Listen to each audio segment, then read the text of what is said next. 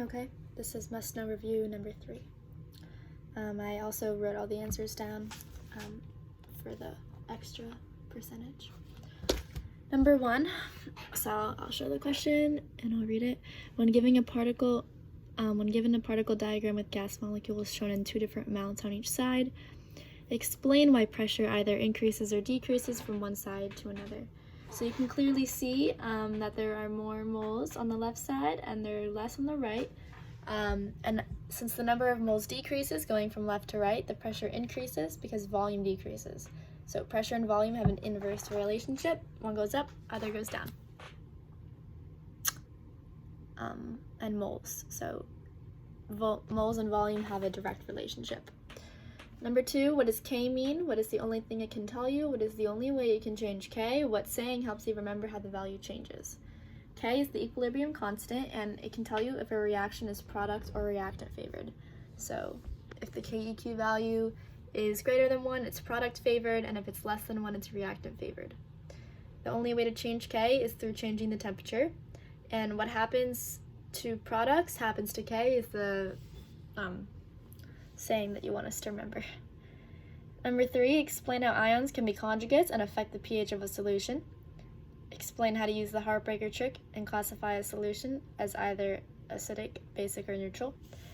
So ions can be conjugates if there are heartbreaker ions present, because then they cancel, and then you could have so if you have HC2H3O2 and then you have NaC2H3O2, sodium acetate, the sodium would cancel, and then those are conjugates. That's how you use the heartbreaker trick. You cancel them and then you see if they're conjugates or not based on the addition of 1H and subtraction. To classify a solution as acidic, basic, or neutral, you have to look and see which species is more present. So if conjugate base is formed, most likely, then it's basic, and if conjugate acid's formed, then it's acidic. And neutral is if only water is formed and it has a pH of 7 at 25 degrees Celsius. Acidic solutions would have a pH less than 7, basic greater than 7. Number 4, what is a Pac-Man question? What are the only 2 things you know? So I wrote, a Pac-Man question asks you to analyze relative concentrations when given a K value. You only get a K value in a chemical equation, and you have to balance it. So you know if there are more reactants than products or vice versa, because if K is greater than 1, there's more products, and if it's less than 1, there's more reactants. So you can compare, if you have a reaction like COCl2 turns into CO plus Cl2, and the KEQ is greater than 1, then you can say the Cl2 is concentration is greater than the COCl2 concentration. Number 5. So in this example, there's an example right here that you put in the notes. It would be R equals Z because the products have the same coefficient, so their equilibrium concentrations are the same, and they're greater than Q, which is a reactant, because the Kc is greater than 1, so it's product favored. So since R and Z are products, they're greater than the reactant Q. Okay, number 5, explain the three top Le-Chat scams clearly. So one Le-Chat scam is adding a solid or a liquid because they do not shift equilibrium and they are not present in an equilibrium expression. So since you can't put it in the expression, it won't change it if you add it because it's not in the equilibrium expression at all. Adding a noble gas does not shift equilibrium because it's inert and it has no reactive effect. It has 8 valence electrons, it's happy, it's all good. It's not going to do anything if you add it to an equilibrium expression. And lastly, adding a catalyst speeds up both the forward and reverse reactions, so the effect actually cancels out, and the equilibrium would not shift either way because it's going simultaneous. Number 6, how do you pick a buffer and indicator? To pick a buffer, you would pick the acid reacting with the base, and then the base reacting with the acid. So it's you would see if you're adding more base, obviously the pH would go up a little bit and you'd pick that. And if you're adding acid, it would go down a little bit. And so like the acid will always react with the base.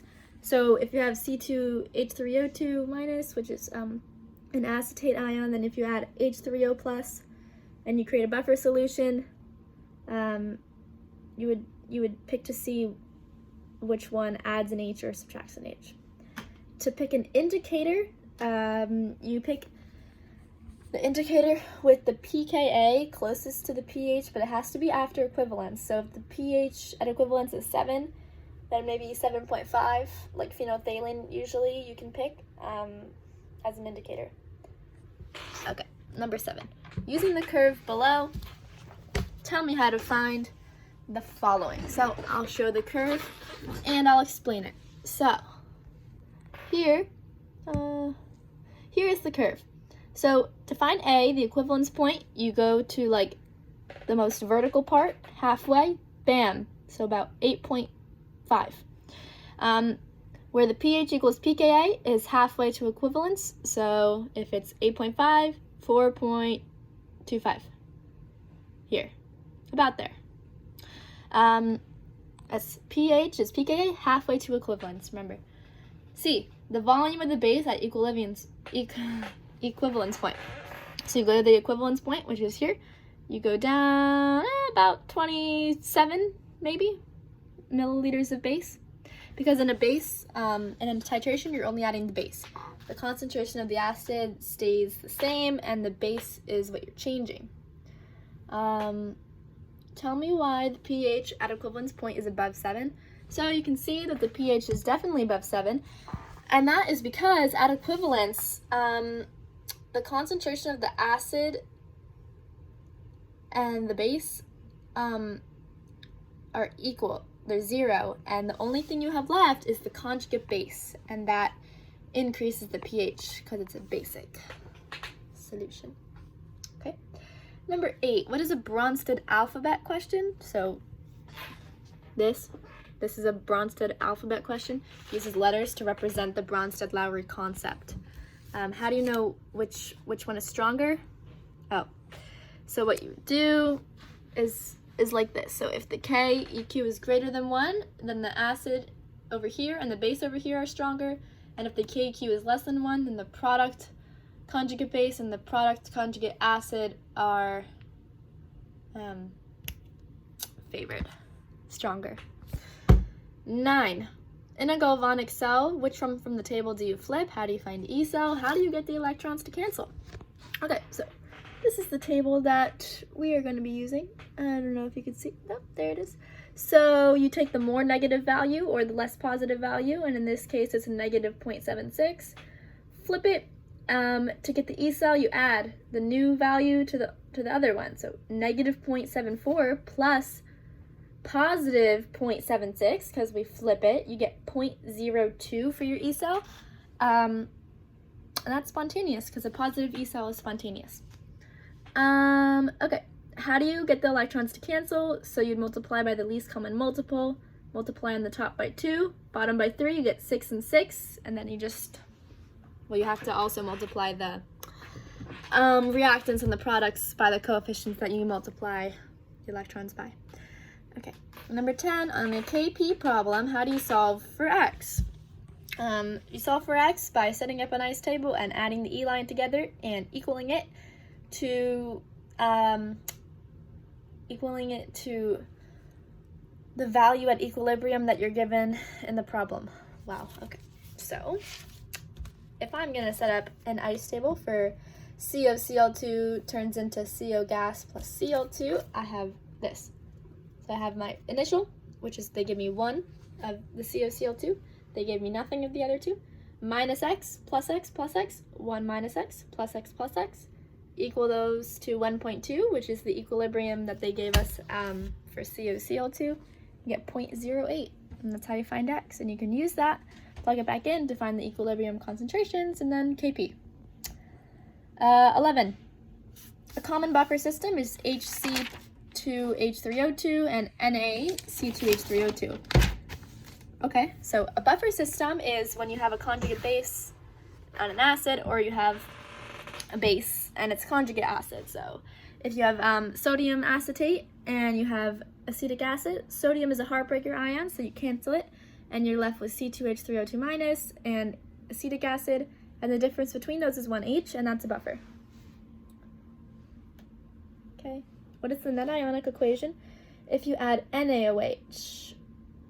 Well, if you add NaOH, Na cancels because it's a heartbreaker.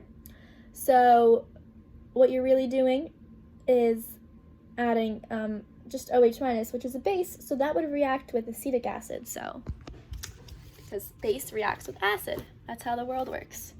So you'd have HC2H3O2 plus OH minus turns into H2O plus C2H3O2 minus. Okay, then if you add HCl, you would react it with the conjugate base, because HCl minus Cl cancels because it's a heartbreaker, and you're left with H3O plus, and then reacts with the base, turns into H2O plus acetic acid. So base always reacts with acid, acid always reacts with base. All right, let's move on. Number 12, we have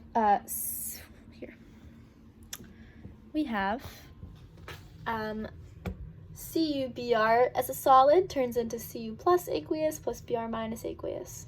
So, okay, that's our equation that we're working with right now.